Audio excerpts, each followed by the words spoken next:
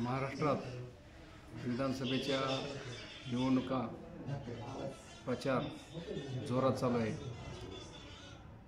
आत्तापर्यंत जर भाजपचा इतिहास पाहिला तर भाजपने त्यांची रणनीती अशी थोडा झोडा आणि राज्य करा। ज्या मित्र म्हणून ज्या पक्षांना त्यांनी जवळ घेतलं त्या पक्षाचा संपवण्याचा कार्यक्रम भाजपवाल्यांनी लावलेला आहे। माननीय उद्धवसाहेब ठाकरे यांचा पक्ष त्यांनी फोडला, शरद पवार साहेबांचा पक्ष फोडला, महादेव जानकरांचा फोडला, बच्चू कडीचा फोडला, राजू शेट्टीचा फोडला।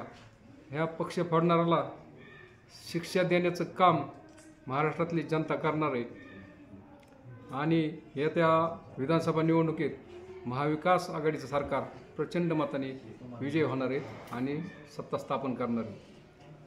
आता आमच्या कर्जत जामखेडमध्ये माननीय रोहितदादा पवार आहेत उमेदवार आणि समोरचे उमेदवार आहेत राम शिंदे साहेब। रोहितदादा पवारांचं गेल्या 5 वर्षातील काम आणि राम शिंदे साहेबांचं गेल्या 12 वर्षात त्यात 5 वर्ष ते मंत्री होते, मंत्रिपदाचं काम पाहिलं तर रोहितदादाचं काम त्यांच्यापेक्षा कितीतरी पटीने सरस आहे आणि रोहितदादाकडे जी दूरदृष्टी आहे पुढच्या भविष्यात त्यांची काम करण्याची पद्धत आहे भविष्यासाठी, ती पद्धत माननीय शिंदे साहेबांकडे दिसत नाही।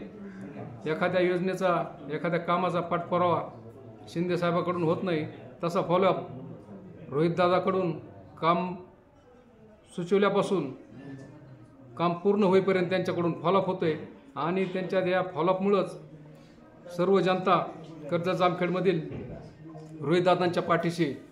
आत्ता सध्या कर्जत जामखेडमध्ये वेगवेगळे प्रचारात मुद्दे येत आहेत। बऱ्याचशा तालुक्यातील नेत्यांनी राम शिंदे साहेबांबरोबर जाण्याचं धोरण आखलेलं आहे। आता प्रत्येकाचा वेगवेगळा विषय।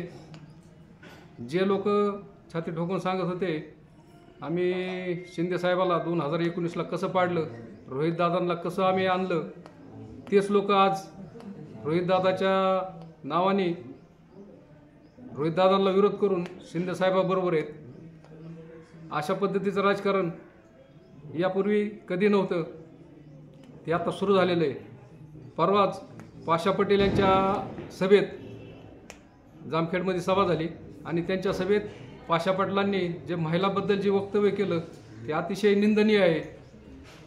संगमनेरच्या सभेत विखे पाटील, माजी खासदार विखे पाटील यांच्या सभेत एका कुणीतरी देशमुख नावाच्या व्यक्तीने जे वक्तव्य केलं महिलाबद्दल ते सुद्धा अतिशय निंदनीय आहे। एकीकडं लाडकी बहीण म्हणायचं, लाडकी बहिणीची योजना जाहीर करायची आणि दुसरीकडं बहिणींनाच शिव्या द्यायच्या, अशी पद्धतीचं काम या कर्जत जामखेडमध्ये चालू आहे। ही जनता सर्व उघड्या डोळ्याने बघते। याचं उत्तर नक्कीच कर्जत जामखेडचे जनता येत्या निवडणुकीत देईल।